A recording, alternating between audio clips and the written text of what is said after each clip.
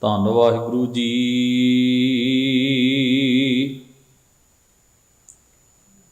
ਮਲਾਰ ਬਾਣੀ ਭਗਤ ਰਵਿਦਾਸ ਜੀ ਕੀ। ਇਕ ਓੰਕਾਰ ਸਤਿਗੁਰ ਪ੍ਰਸਾਦ।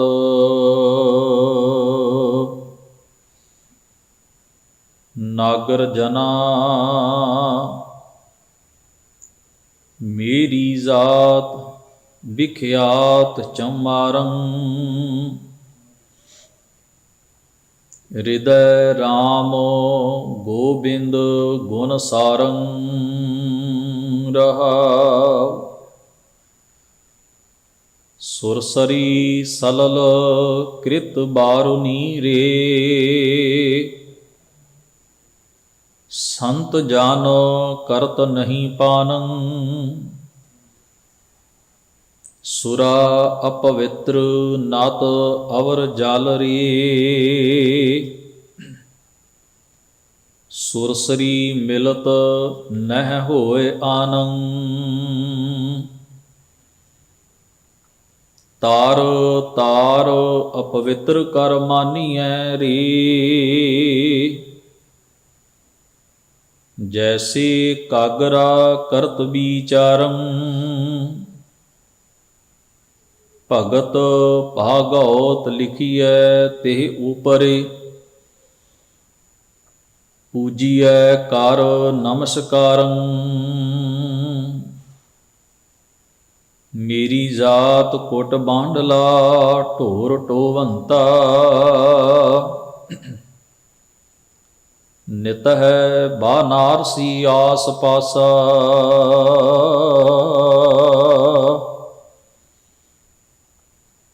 ਅਬ ਵਿਪਰ ਪ੍ਰਧਾਨ ਤਿਹ ਕਰਹਿ ਡੰਡੌਤ। ਤੇਰੇ ਨਾਮ ਸ਼ਰਣਾਏ ਰਵਿਦਾਸ ਦਾਸਾ। ਮੇਰੀ ਜਾਤ ਕੁਟ ਬਾਂਡਲਾ ਢੋਰ ਢੋਵੰਤਾ। ਨਿਤ ਹੈ ਬਾਨਾਰਸੀ ਆਸ ਪਾਸਾ।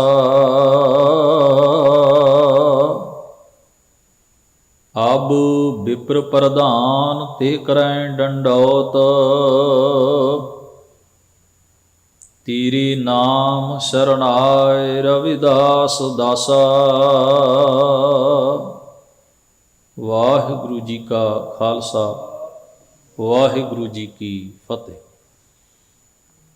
ਪਰਮ ਸਨਮਾਨਯੋਗ ਗੁਰੂ ਸਵਾਰੀ ਸਾਧ ਸੰਗਤ ਜੀਓ, ਮਹਾਰਾਜ ਦੇ ਪਾਵਨ ਦਰਬਾਰ ਦੀਆਂ ਹਾਜ਼ਰੀਆਂ ਭਰਦਿਆਂ ਹੋਇਆਂ ਬੜੇ ਅਦਬ ਸਹਿਤ ਆਪ ਜੀ ਨੇ ਸਤਿਗੁਰੂ ਦੀ ਪਾਵਨ ਬਾਣੀ ਦੇ ਪਾਠ ਅਤੇ ਕੀਰਤਨ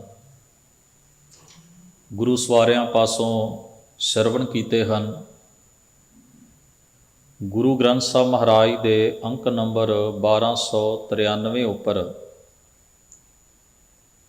ਭਗਤ ਰਵਿਦਾਸ ਜੀ ਦਾ ਮੁਬਾਰਕ ਦਰਜ ਸ਼ਬਦ ਆਪ ਜੀ ਨੇ ਪਾਠ ਦੇ ਰੂਪ ਵਿੱਚ ਸੁਣਿਆ ਹੈ। ਇਸ ਰਾਗ ਵਿੱਚ ਕੁੱਲ 3 ਸ਼ਬਦ ਭਗਤ ਰਵਿਦਾਸ ਜੀ ਦੇ ਦਰਜ ਹਨ। ਸ਼ਬਦ ਦਾ ਸਿਰਲੇਖ ਹੈ ਮਲਾਰ ਬਾਣੀ ਭਗਤ ਰਵਿਦਾਸ ਜੀ ਕੀ। ਮਲਾਰ ਰਾਗ ਹੈ ਭਗਤ ਰਵਿਦਾਸ ਜੀ ਦੀ ਮੁਬਾਰਕ ਬਾਣੀ ਜੋ ਇਸ ਰਾਗ ਵਿੱਚ ਹੈ। ਇਕ ਓੰਕਾਰ ਸਤਿਗੁਰ ਪ੍ਰਸਾਦ। ਪ੍ਰਭੂ ਪਰਮੇਸ਼ਰ ਅਕਾਲ ਪੁਰਖ ਸਾਰੀ ਕਾਇਨਾਤ ਦੀ ਸਿਰਜਕ ਚਾਲਕ ਘਾਲਕ ਇੱਕੋ ਹੀ ਮੂਲ ਸ਼ਕਤੀ ਹੈ ਜੋ ਇੱਕ ਰਸ ਸਾਰੀ ਕੁਦਰਤ ਵਿੱਚ ਹੀ ਵਿਆਪਕ ਹੈ। ਉਸ ਦੀ ਹੋਂਦ ਸਦੀਵ ਕਾਲ ਹੈ, ਮੌਜੂਦ ਹੈ। ਸੱਚੇ ਗੁਰੂ ਦੀ ਮਿਹਰ ਬਖਸ਼ਿਸ਼ ਕਿਰਪਾ ਦੇ ਨਾਲ ਉਸ ਦੀ ਸੋਝੀ ਜੀਵ ਨੂੰ ਹੁੰਦੀ ਹੈ। ਸ਼ਬਦ ਦਾ ਰਹਾਉ ਵਾਲਾ ਬੰਦ ਹੈ ਨਾਗਰ ਜਨਾ। ਨਾਗਰ ਸ਼ਬਦ ਤੋਂ ਭਾਵ ਹੈ ਨਗਰ ਦੇ ਲੋਕੋ। ਬਾਬਾ ਰਵਿਦਾਸ ਸਾਹਿਬ ਇਹ ਗੱਲ ਆਪਣੇ ਆਲੇ ਦੁਆਲੇ ਦੇ ਰਹਿਣ ਵਾਲੇ ਲੋਕਾਂ ਨੂੰ ਮਨ ਨੂੰ ਸੰਬੋਧਨ ਕਰਕੇ ਆਖਦੇ ਹਨ। ਹੀ ਮੇਰੇ ਨਗਰ ਦੇ ਰਹਿਣ ਵਾਲੇ ਲੋਕੋ।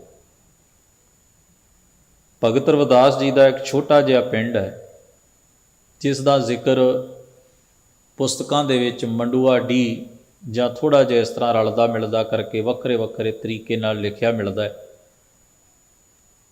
ਇਹ ਛੋਟਾ ਜਿਹਾ ਪਿੰਡ ਜਿਵੇਂ ਆਮ ਹੀ ਸ਼ਹਿਰਾਂ ਤੋਂ ਬਾਹਰ ਇੱਕ ਨਿੱਕੇ ਜਿਹੇ ਪਿੰਡ ਬੱਝੇ ਹੁੰਦੇ ਨੇ, ਜਿਨ੍ਹਾਂ ਦਾ ਬਹੁਤਾ ਲਾਗਾ ਦੇਗਾ ਜਾਂ ਸੰਬੰਧ ਬਿਲਕੁਲ ਸ਼ਹਿਰ ਦੇ ਨਾਲ ਹੁੰਦਾ ਹੈ।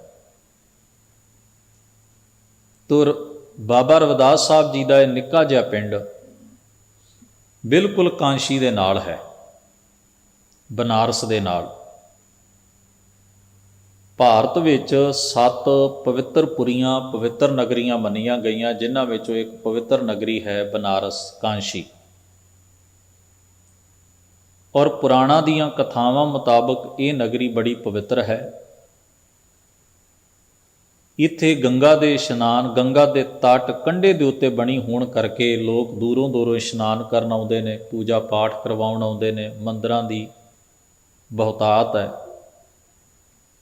ਸੰਸਕ੍ਰਿਤ ਅਤੇ ਵੇਦਾਂ, ਸਿਮਰਤੀਆਂ, ਪੁਰਾਣਾਂ, ਸ਼ਾਸਤਰਾਂ ਆਦਿਕ ਦਾ ਗਿਆਨ ਵੰਡਣ ਵਾਸਤੇ ਇੱਥੇ ਪਾਠਸ਼ਾਲਾਵਾਂ ਜਿਹੜੀਆਂ ਸਨ ਮੰਦਿਰਾਂ ਦੇ ਵਿੱਚ ਚੱਲਦੀਆਂ ਸਨ। ਔਰ ਬੜੇ ਸੰਸਕ੍ਰਿਤ ਦੇ ਜਾਂ ਵੇਦਾਂ, ਸ਼ਾਸਤਰਾਂ, ਸਿਮਰਤੀਆਂ ਦੇ ਗਿਆਤਾ, ਵਿਦਵਾਨ ਇੱਥੇ ਮੌਜੂਦ ਹੁੰਦੇ ਸਨ। ਹਰ ਫਿਰਕੇ ਦਾ ਸਾਧੂ ਕਾਂਸ਼ੀ ਵਿੱਚ ਜ਼ਰੂਰ ਆਉਂਦਾ ਹੈ। ਉਹਨਾਂ ਦੇ ਅਖਾੜੇ ਹੁੰਦੇ ਸਨ, ਡੇਰੇ ਬਣੇ ਹੋਏ।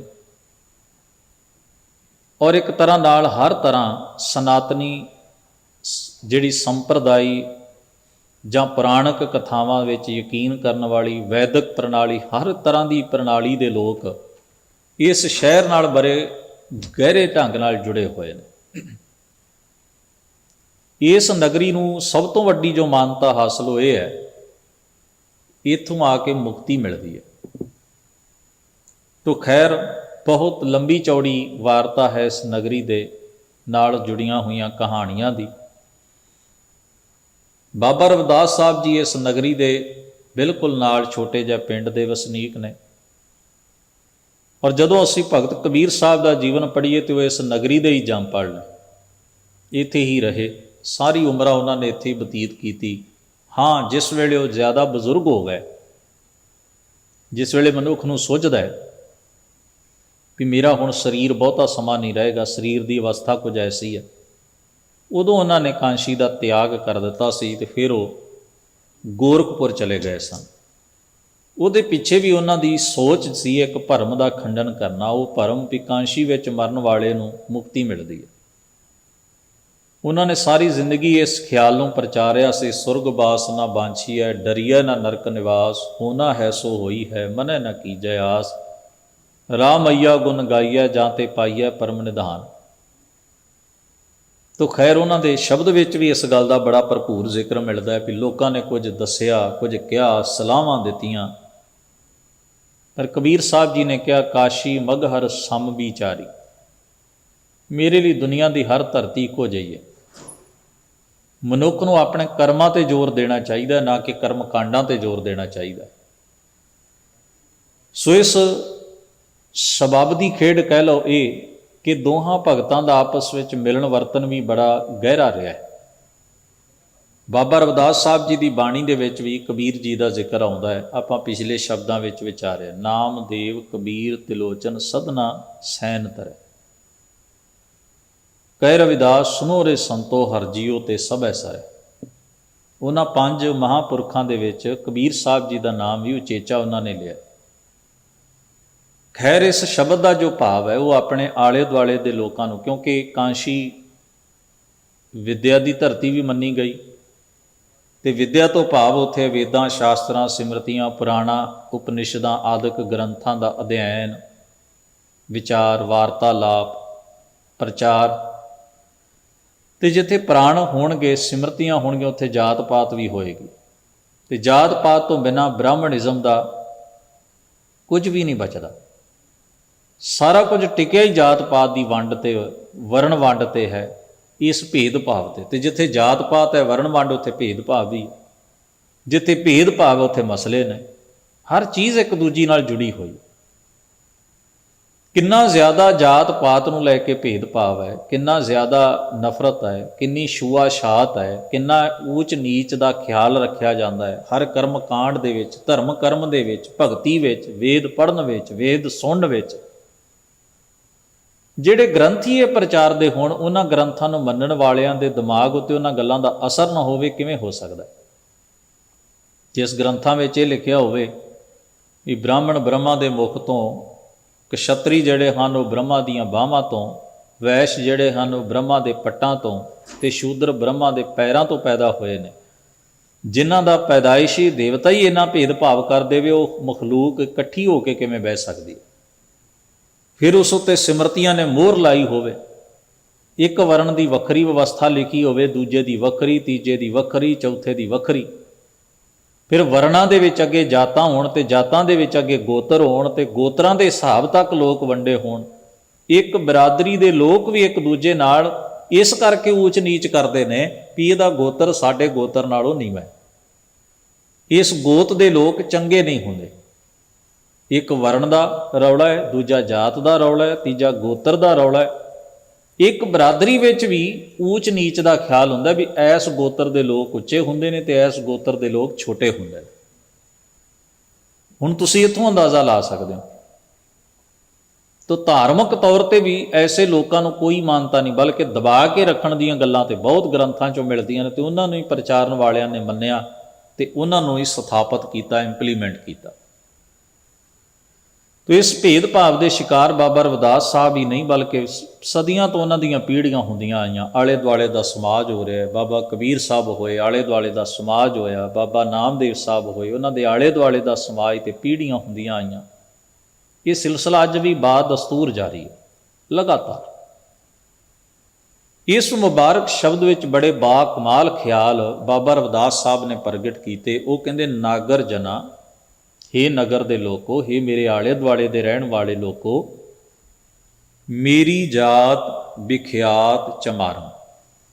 ਵਿਖਿਆਤ ਦਾ ਮਤਲਬ ਹੁੰਦਾ ਪ੍ਰਗਟ, ਜਿਹੜੀ ਗੱਲ ਕੋਈ ਗੁੱਝੀ ਨਾ ਹੋਵੇ, ਲੁਕੀ ਹੋਈ ਨਾ ਹੋਵੇ, ਸਾਰਿਆਂ ਨੂੰ ਵਿਖਿਆਤ ਹੈ। ਸਾਰੇ ਜਾਣਦੇ ਨੇ ਭਾਈ ਮੇਰੇ ਆਲੇ ਦੁਆਲੇ ਦੇ ਰਹਿਣ ਵਾਲੇ ਵੀ ਮੇਰੀ ਬਰਾਦਰੀ ਜਿਹੜੀ ਹੈ ਉਹ ਚਮਿਆਰ ਹੈ, ਯਾਨੀ ਕਿ ਮੇਰੀ ਕਿਰਤ ਚਮੜੇ ਦੀ ਕਿਰਤ ਹੈ। ਮਰੇ ਪਸ਼ੂ ਚੁੱਕਣੇ ਅਤੇ ਇੱਕ ਖਾਸ ਥਾਂ 'ਤੇ ਲੈ ਜਾਣੇ, ਉਹਨਾਂ ਦੀ ਖੱਲ ਲਾਉਣੀ, ਖੱਲ ਨੂੰ ਲਾਹ ਕੇ ਫਿਰ ਕਿੰਨਾ ਲੰਬਾ ਪ੍ਰੋਸੈਸ ਉਹਦੇ 'ਤੇ ਮਿਹਨਤ ਕਰਨੀ, ਉਹਨੂੰ ਸੁਕਾਉਣਾ ਵੀ ਅਤੇ ਉਹਨੂੰ ਸਵਾਰਨਾ ਵੀ, ਅਤੇ ਫਿਰ ਉਹਦੇ ਜੋੜੇ, ਜੁੱਤੀਆਂ ਅਤੇ ਹੋਰ ਨਿੱਕੀਆਂ ਮੋਟੀਆਂ ਚੀਜ਼ਾਂ ਜਿਹੜੀਆਂ ਕਾਰੀਗਰ, ਚਮੜੇ ਦੇ ਕਾਰੀਗਰ ਬਣਾਉਂਦੇ ਨੇ, ਉਹ ਬਣਾਈਆਂ ਜਾਂਦੀਆਂ ਸੀ। ਪੁਰਾਣੇ ਵਕਤ ਵਿੱਚ, ਅੱਜ ਤਾਂ ਹੁਣ ਫੈਕਟਰੀਆਂ ਲੱਗ ਗਈਆਂ ਵੱਡੀਆਂ ਵੱਡੀਆਂ, ਅਤੇ ਬੰਦੇ ਨੂੰ ਲੈਦਰ ਦੀ ਫੈਕਟਰੀ ਵਿੱਚ ਚੰਗੀ ਜੋਬ ਮਿਲ ਜਾਏ ਤਾਂ ਕਿੰਨਾ ਖੁਸ਼ ਹੁੰਦਾ ਹੈ। ਤੇ ਕੰਮ ਚਮੜੇ ਦਾ ਹੀ ਨਾ, ਕੰਮ ਤੇ ਕਿਰਤ ਜਿਹੜੀ ਉਹ ਤਾਂ ਚਮੜੇ ਦੀ ਹੋ ਰਹੀ ਹੈ ਨਾ, ਪਰ ਅਸੀਂ ਮਾਣ ਨਾਲ ਕਹਿੰਦੇ ਜੀ ਲੈਦਰ ਦੀ ਫੈਕਟਰੀ ਜੋਬ ਕਰਦਾ ਮੈਂ, ਇੰਨੀ ਮੈਨੂੰ ਪੇ ਮਿਲਦੀ ਹੈ, ਇੰਨੀਆਂ ਮੈਨੂੰ ਸਹੂਲਤਾਂ ਮਿਲਦੀਆਂ ਨੇ। ਜਾਂ ਫਿਰ ਆਪਾਂ ਵੇਖਦੇ ਹਾਂ ਕੋਈ ਸਟੋਰ ਪਾ ਲੈ, ਕੋਈ ਦੁਕਾਨ ਪਾ ਲੈ ਨਵੇਂ ਜੋੜੇ ਲਿਆ ਕੇ ਵੇਚਣ ਦੀ, ਤਾਂ ਵੀ ਆਪਾਂ ਕਹਿੰਦੇ ਵੀ ਬੜੀ ਵਧੀਆ ਇਹਦੀ ਦੁਕਾਨ ਹੈ, ਬੜਾ ਵੱਡਾ ਇਹਦਾ ਸ਼ੋਰੂਮ ਹੈ। ਪਰ ਫਰਕ ਕੀ ਹੈ? ਉੱਥੇ ਸਾਨੂੰ ਕੋਈ ਖਲੋਤਿਆਂ ਨਹੀਂ ਕਹਿੰਦਾ ਵੀ ਇਹ ਬੰਦਾ ਚਮੜੇ ਦਾ ਕੰਮ ਕਰਦਾ ਅਤੇ ਇਹਦੀ ਬਰਾਦਰੀ ਛੋਟੀ ਹੈ। ਪਰ ਕਮਾਲ ਇਹ ਹੈ ਵੀ ਉਸ ਬਰਾਦਰੀ ਨਾਲ ਸੰਬੰਧ ਰੱਖਣ ਵਾਲਾ ਬੰਦਾ ਜਿਹੜਾ ਹੈ, ਉਹ ਭਾਵੇਂ ਜ਼ਿਲ੍ਹੇ ਦਾ DC ਲੱਗ ਜਾਏ, ਲੋਕ ਕਹਿਣਗੇ ਫਲਾਨੀ ਬਰਾਦਰੀ ਦਾ ਬੰਦਾ ਹੈ। ਆਪ ਭਾਵੇਂ ਜੋੜਿਆਂ ਦੀ ਦੁਕਾਨ ਕਰਦੇ ਹੋਣ, ਆਪ ਭਾਵੇਂ ਲੈਦਰ ਦੀ ਫੈਕਟਰੀ ਦੇ ਵਿੱਚ ਬੰਦੇ ਉੱਥੇ ਛੋਟੀ ਜਿਹੀ ਜੋਬ ਕਰਦੇ ਹੋਣ, ਚੰਗੀ ਤਨਖਾਹ ਦੇ ਉੱਤੇ ਹੀ ਕਰਦੇ ਹੋਣ ਭਾਵੇਂ। ਇਹ ਫਰਕ ਕਿਉਂ ਹੈ? ਵੀ ਸਾਡੀ ਕਿਰਤ ਨਾਲੋਂ ਉਹਦੀ ਕਿਰਤ ਕਿਤੇ ਜ਼ਿਆਦਾ ਉੱਚੀ। ਜੇ ਆਪਾਂ ਕਿਰਤ ਤਾਂ ਵੈਸੇ ਕੋਈ ਵੱਡੀ ਛੋਟੀ ਨਹੀਂ, ਪਰ ਮੈਂ ਆਪਣਾ ਹਿਸਾਬ ਲਾਵਾਂ ਵੀ ਮੇਰੀ ਇਨਕਮ ਕੱਖ ਵੀ ਨਹੀਂ ਉਹਦੇ ਮੁਕਾਬਲੇ, ਉਹਦਾ ਸਟੇਟਸ ਵੀ ਉੱਚਾ ਹੈ, ਉਹਨੂੰ ਪਦਵੀ ਵੀ ਉੱਚੀ ਮਿਲੀ ਹੈ, ਉਹ ਜ਼ਿਲ੍ਹੇ ਦਾ DC ਲੱਗਾ ਹੋਇਆ ਹੈ, ਅਤੇ ਮੈਂ ਇੱਕ ਛੋਟਾ ਜਿਹਾ ਕਾਰਕੁਨ ਹਾਂ, ਇੱਕ ਕਰਮਚਾਰੀ ਹਾਂ ਇੱਕ ਫੈਕਟਰੀ 'ਚ, ਉਹ ਵੀ ਲੈਦਰ ਦੀ ਫੈਕਟਰੀ, ਚਮੜੇ ਦੀ ਫੈਕਟਰੀ। ਪਰ ਮੈਂ ਫਿਰ ਵੀ ਉੱਚਾ ਅਤੇ ਉਹ ਫਿਰ ਵੀ ਨੀਵਾਂ, ਕਿਉਂਕਿ ਉਸ ਦੀ ਬਰਾਦਰੀ ਨੂੰ ਸਦੀਆਂ ਤੋਂ ਇਹ ਦਾਅਵਾ ਕੀਤਾ ਗਿਆ ਵੀ ਇਹਦੀ ਬਰਾਦਰੀ, ਇਸ ਪਰਿਵਾਰ ਜਨਮ ਸਿੱਧ, ਇਹਨੂੰ ਆਪਾਂ ਕਹਿੰਦੇ ਜਨਮ ਸਿੱਧ ਹੀ ਊਚ ਅਤੇ ਨੀਚ ਦਾ ਠੱਪਾ ਜੜ ਦੇਣਾ। ਜਨਮ ਸਿੱਧ ਜਾਤ ਜਿਹੜੀ ਹੈ, ਇਹ ਸਭ ਤੋਂ ਵੱਡੀ ਮੁਸ਼ਕਲ ਹੈ। ਔਰ ਇਹ ਇਹੋ ਜਿਹਾ ਇੱਕ ਪ੍ਰਬੰਧ ਹੈ ਜਿਹਨੂੰ ਸਦੀਆਂ ਤੋਂ ਬਣਾ ਕੇ ਚਲਾਇਆ ਗਿਆ ਤੇ ਇੱਕ ਮਸ਼ੀਨ ਵਾਂਗੂ ਆਟੋਮੈਟਿਕਲੀ ਇਹ ਚੱਲਦਾ ਜਾ ਰਿਹਾ। ਇਹਦੀ ਪੜ੍ਹਾਈ ਨਹੀਂ ਕਰਾਉਣੀ ਪੈਂਦੀ ਕਿਸੇ ਨੂੰ। ਆਪਾਂ ਜਿੰਨੇ ਵੀ ਜੰਪਲ ਆ ਪੰਜਾਬ ਦੇ ਜਾਂ ਭਾਰਤ ਦੇ, ਆਪਾਂ ਨੂੰ ਕਿਸੇ ਨੇ ਉਚੇਚਾ ਕੋਈ ਸਕੂਲਾਂ 'ਚ ਪੜ੍ਹਾਇਆ, ਕੋਈ ਸਿਲੇਬਸ ਪੜ੍ਹਾਇਆ ਵੀ ਇਹ ਬੰਦਿਆਂ ਨਾਲ ਇਵੇਂ ਵਰਤੀਦਾ? ਨਹੀਂ, ਅਸੀਂ ਆਟੋਮੈਟਿਕਲੀ ਸਿੱਖ ਗਏ। ਉਹ ਸਾਨੂੰ ਮਿਲ ਗਿਆ ਵਿਰਾਸਤ ਵਿੱਚ, ਸਮਾਜ ਵਿੱਚ। ਸਮਾਜ ਨਵੀਂ ਪ੍ਰੋਡਕਸ਼ਨ ਨਵੇਂ ਬੱਚਿਆਂ ਦੀ ਆਪਣੇ ਮੁਤਾਬਕ ਹੀ ਕਰੀ ਜਾ ਰਿਹਾ। ਉਹਨਾਂ ਦੀ ਘਾੜਤ ਮੈਂਟਲੀ ਤੌਰ 'ਤੇ ਆਪਣੇ ਮੁਤਾਬਕ ਹੀ ਘੜੀ ਜਾ ਰਿਹਾ। ਇਹ ਚੀਜ਼ ਕੀ ਹੈ? ਇਹ ਹੈ ਕਿ ਚਾਲਕ ਸ਼ਕਤੀ, ਇੱਕ ਐਸੀ ਸੋਚ ਡਿਵੈਲਪ ਕਰਕੇ ਸਥਾਪਿਤ ਕਰ ਦਿੱਤੀ ਵੀ ਉਹ ਸਥਾਪਿਤ ਐਸੀ ਹੋਈ ਹੈ, ਆਟੋਮੈਟਿਕਲੀ ਉਹ ਬੰਦਿਆਂ ਦੀ ਘਾੜਤ ਆਪਣੇ ਮੁਤਾਬਕ ਘੜੀ ਜਾਂਦੀ। ਜਿੰਨੇ ਪੈਦਾ ਹੋਣਗੇ ਉਸ ਪ੍ਰਬੰਧ ਵਿੱਚ ਉਹੋ ਜਿਹੇ ਹੀ ਪੈਦਾ ਹੋਣਗੇ। ਇਹ ਕਿੱਡੀ ਅਜੀਬ ਕਿਸਮ ਦੀ ਗੱਲ ਹੈ। ਹੁਣ ਜਰਾ ਦੂਜੇ ਪਾਸੇ ਸੋਚ ਕੇ ਵੇਖੀਏ। ਹੁਣ ਇਹ ਜਿਹੜੀ ਚੀਜ਼ ਹੈ ਨਾ, ਵੀ ਉਸ ਨੂੰ ਉਹਨਾਂ ਨੇ ਕਿਹਾ ਵੀ ਸਾਰੇ ਜਾਣਦੇ ਨੇ ਭਾਈ ਵੀ ਮੇਰਾ ਜਿਹੜੀ ਕਿਰਤ ਹੈ ਉਹ ਚਮੜੇ ਦੀ ਕਿਰਤ ਹੈ। ਕਿੰਨੀਆਂ ਚਮੜੇ ਦੀਆਂ ਚੀਜ਼ਾਂ ਪੁਰਾਣੇ ਸਮੇਂ 'ਚ ਤਾਂ ਇਹ ਚੀਜ਼ਾਂ ਲੋਕ ਬਹੁਤ ਵਰਤਦੇ ਸਨ।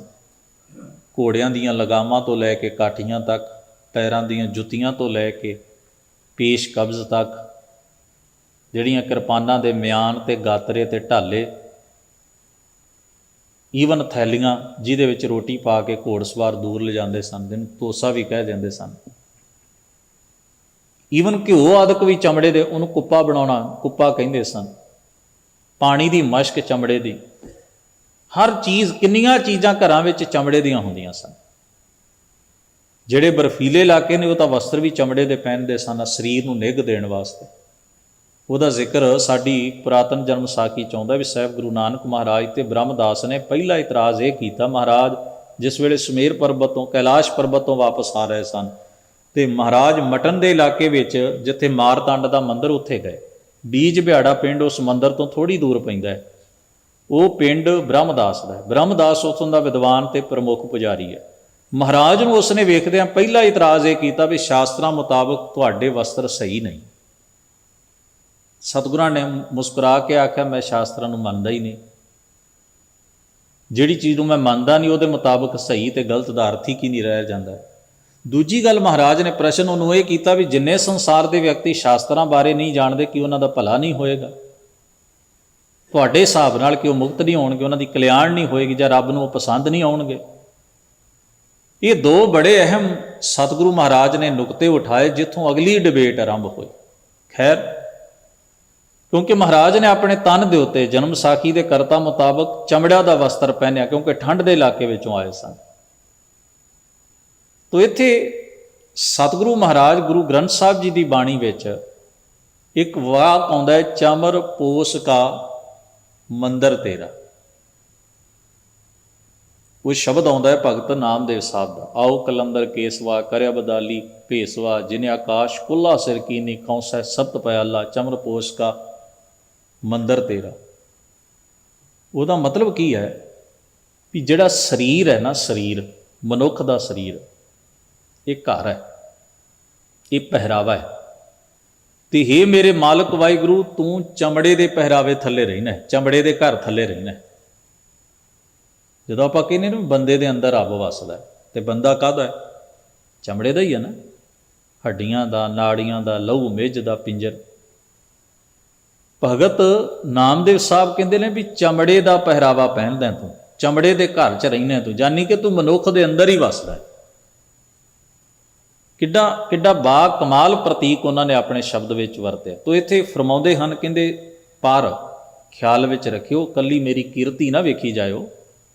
ਹਿਰਦੈ ਰਾਮ ਗੋਬਿੰਦ ਗੁਣ ਸਾਰਨ, ਮੇਰੇ ਹਿਰਦੇ ਵਿੱਚ ਸਰਵ ਵਿਆਪਕ ਪਰਮੇਸ਼ਰ ਦਾ ਅਹਿਸਾਸ ਹੈ, ਇਹ ਸਭਨਾਂ ਵਿੱਚ ਹੈ। ਮੈਂ ਸਭਨਾਂ ਨੂੰ ਇੱਕ ਸਮਾਨ ਸਮਝਦਾ। ਗੋਬਿੰਦ ਗੁਣ ਸਾਰਨ, ਤੇ ਗੋਬਿੰਦ ਦੇ ਸ੍ਰਿਸ਼ਟੀ ਦੇ ਸਿਰਜਣਹਾਰ ਪਰਮੇਸ਼ਰ ਵਾਹਿਗੁਰੂ ਦੇ ਗੁਣਾਂ ਨੂੰ ਸਦਾ ਹੀ ਸੰਭਾਲਦਾ, ਚੇਤੇ 'ਚ ਰੱਖਦਾ, ਹਿਰਦੇ 'ਚ ਉਹਦੀ ਯਾਦ ਰੱਖਦਾ ਤੇ ਉਹਦੇ ਗੁਣਾਂ ਨੂੰ ਸਦਾ ਸੰਭਾਲਦਾ, ਕਮਾਉਂਦਾ ਹਾਂ ਆਪਣੇ ਜੀਵਨ 'ਚ। ਫਿਰ ਫਰਮਾਉਂਦੇ ਨੇ, ਹੁਣ ਉਹਨਾਂ ਨੇ ਨੇਕ ਅਮਲ ਤੇ ਮਾੜੇ ਅਮਲ ਨੂੰ ਤੇ ਪਲੱਸ ਇਹਦੇ ਨਾਲ ਜਿਹੜੀ ਅਸੀਂ ਉੱਚੀ ਨੀਵੀਂ ਬਰਾਦਰੀ ਦਾ ਭੇਦਭਾਵ ਕਰਦੇ, ਦੋਵਾਂ ਦੀ ਬਾ ਕਮਾਲ ਤੁਲਨਾ ਕੀਤੀ। ਕਹਿੰਦੇ ਨੇ ਸੁਰਸਰੀ ਸਲਲ ਕ੍ਰਿਤ ਬਾਰੁਨੀ ਰੇ, ਸੁਰਸਰੀ ਗੰਗਾ ਨੂੰ ਕਹਿੰਦੇ ਨੇ, ਕਿਉਂਕਿ ਉਹ ਕਾਂਸ਼ੀ ਦੇ ਬਿਲਕੁਲ ਨਾਲ ਦੀ ਖਹਿ ਕੇ ਵਗਦੀ ਹੈ। ਗੰਗਾ ਦੇ ਕੰਢੇ ਦੇ ਉੱਤੇ ਕਾਂਸ਼ੀ ਬਨਾਰਸ ਵਸਿਆ ਹੋਇਆ। ਉਦਾਹਰਣ ਵੀ ਉਹ ਦਿੱਤੀ, ਸੁਰਸਰੀ ਸਲਲ, ਸਲਲ ਪਾਣੀ ਨੂੰ ਕਹਿੰਦੇ ਨੇ, ਸੰਸਕ੍ਰਿਤ ਦਾ ਸ਼ਬਦ ਹੈ। ਕਹਿੰਦੇ ਨੇ ਗੰਗਾ ਦਾ ਪਾਣੀ ਲੈ ਕੇ ਕੋਈ ਕ੍ਰਿਤ ਕਰ ਦੇਵੇ, ਬਣਾ ਲਵੇ ਬਾਰੁਣੀ, ਬਾਰੁਣੀ ਸ਼ਰਾਬ ਨੂੰ ਕਹਿੰਦੇ ਨੇ। ਗੰਗਾ ਸ਼ਰਾਬ ਕੱਢਣ ਵਾਲਾ ਬੰਦਾ ਗੰਗਾ ਦਾ ਪਾਣੀ ਲੈ ਕੇ ਉਹਦੀ ਸ਼ਰਾਬ ਬਣਾ ਲੈ। ਹੁਣ ਗੰਗਾ ਤੇ ਪਵਿੱਤਰ ਮੰਨੀ ਜਾਂਦੀ ਹੈ। ਆਖਿਆ ਜਾਂਦਾ ਹੈ ਗੰਗਾ ਦੇ ਇਸ਼ਨਾਨ ਨਾਲ ਪਾਪ ਕੱਟੇ ਜਾਂਦੇ ਨੇ, ਮਰਦੇ ਦੇ ਮੂੰਹ 'ਚ ਵੀ ਗੰਗਾ ਜਲ ਪਾ ਦਿਓ ਤੇ ਮੁਕਤ ਹੋ ਜਾਂਦਾ ਹੈ। ਇਸ ਕਰਕੇ ਵਹਿਮੀ ਲੋਕ ਜਿਹੜੇ ਨੂੰ ਆਪਣੇ ਘਰਾਂ ਵਿੱਚ ਜਿਹੜੇ ਗੰਗਾ ਦੇ ਤੱਟ ਦੇ ਪਾਣੀ ਦੇ ਪੁਜਾਰੀ ਤੇ ਬਲੀਵ ਕਰਦੇ ਨੇ, ਉਹ ਪਾਣੀ ਨੂੰ ਸ਼ੀਸ਼ੀਆਂ 'ਚ ਪਾ ਕੇ ਰੱਖਦੇ ਨੇ ਘਰ ਦੇ ਵਿੱਚ। ਹੁਣ ਉਹੀ ਉਦਾਹਰਨ ਦਿੱਤੀ, ਕਹਿੰਦੇ ਨੇ ਕਿ ਕੋਈ ਸ਼ਰਾਬ ਕੱਢਣ ਵਾਲਾ ਗੰਗਾ ਦੇ ਪਾਣੀ ਦੀ ਵਰਤੋਂ ਕਰ ਲੈ ਸ਼ਰਾਬ ਬਣਾਉਣ ਲਈ।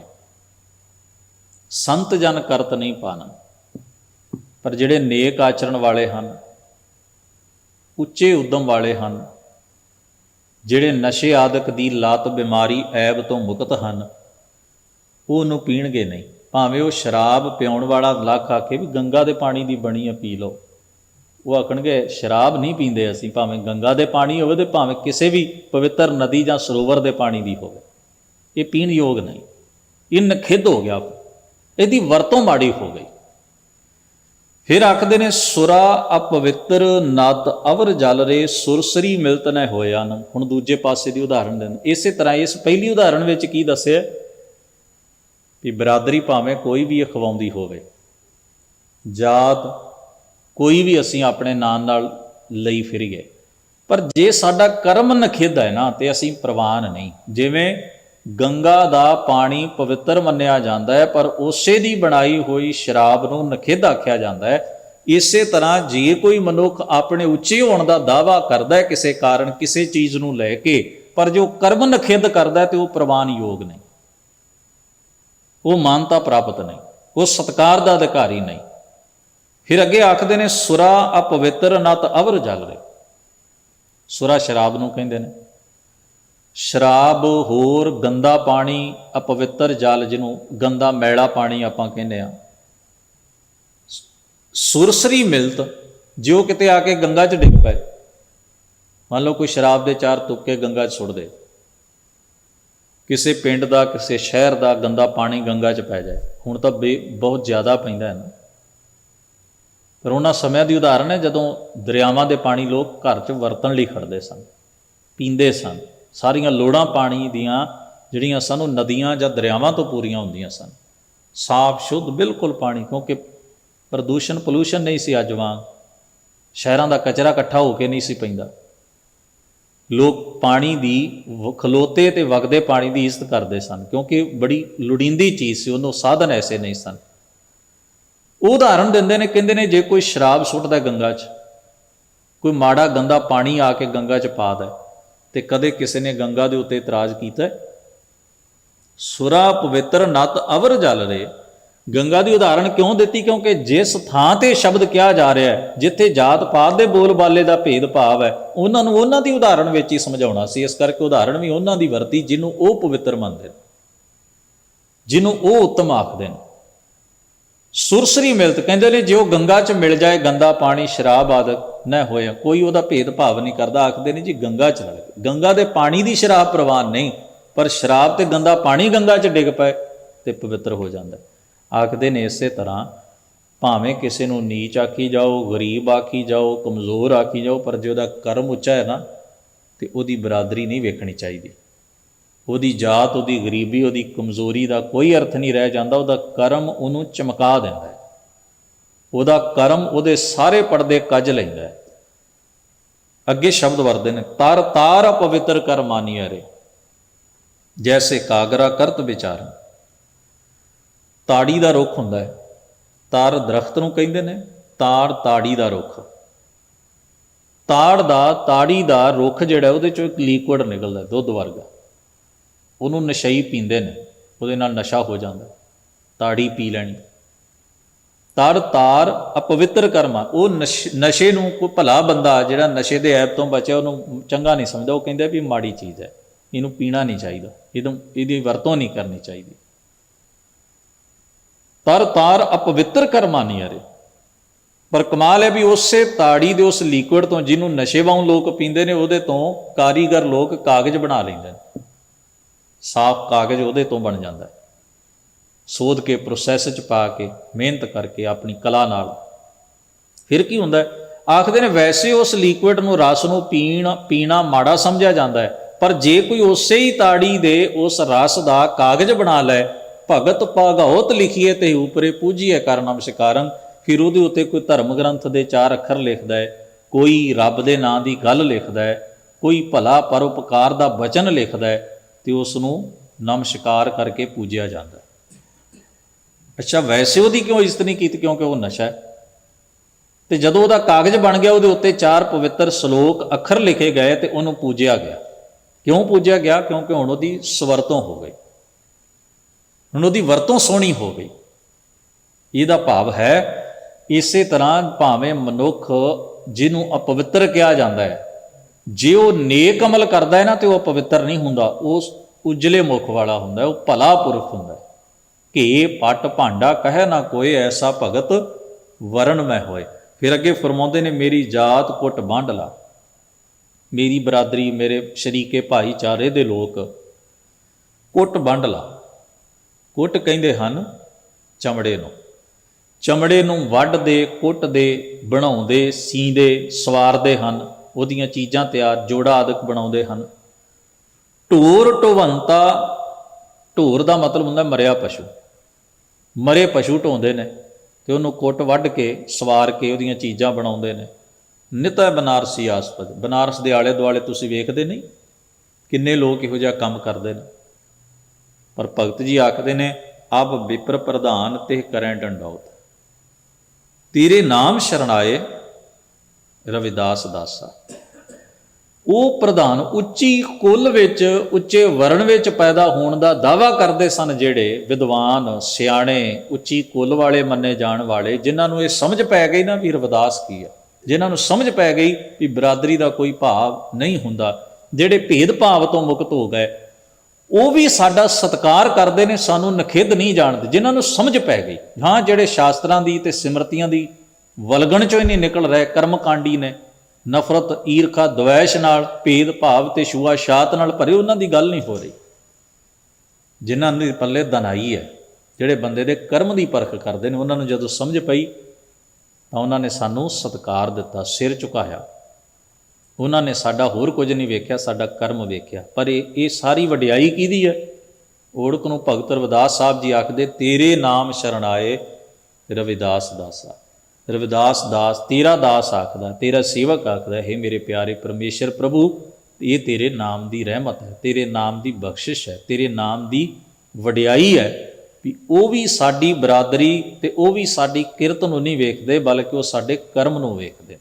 ਸਾਹਿਬ ਕਿਰਪਾ ਕਰਨ, ਇਹ ਪਾਵਨ ਉਪਦੇਸ਼ ਸਤਿਗੁਰੂ ਜੀ ਦਾ ਸਾਡੇ ਹਿਰਦੇ ਵਿੱਚ ਵਸੇ। ਭੁੱਲ ਚੁੱਕ ਦੀ ਖਿਮਾ ਅਦਬ ਸਹਿਤ ਫਤਿਹ ਸਾਂਝੀ ਕਰੋ। ਵਾਹਿਗੁਰੂ ਜੀ ਕਾ ਖਾਲਸਾ, ਵਾਹਿਗੁਰੂ ਜੀ ਕੀ ਫਤਿਹ।